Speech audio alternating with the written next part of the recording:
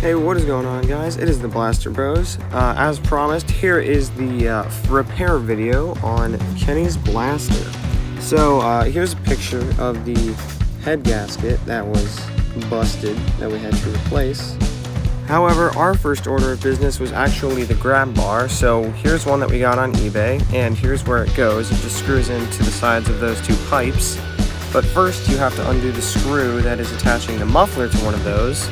So Kenny did that, and there's just some more pictures of him turning the wrench.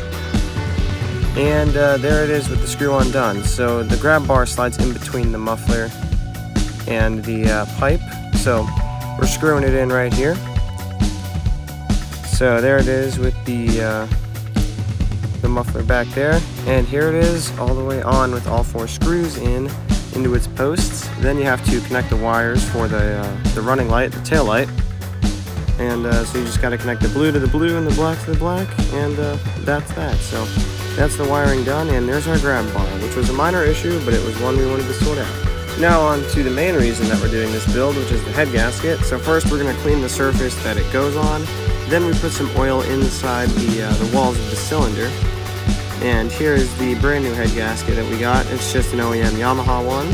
Then there it is. You can see we put it onto the block, and then we just put the head back on. Pretty simple stuff. Next order of business is torquing the screws down to spec, which is, I believe, was 20 foot-pounds of torque. So we just used a little torque wrench to do that.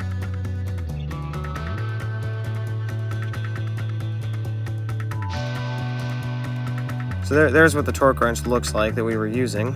And here's the first actual video footage in this video of us using the torque wrench.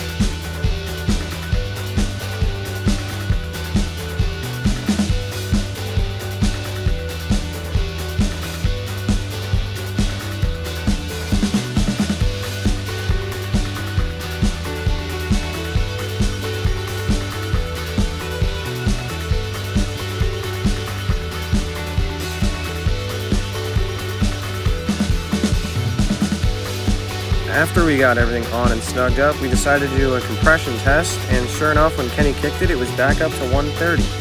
When the head gasket was blown, it was around probably just 30, but we got it back up to where it was.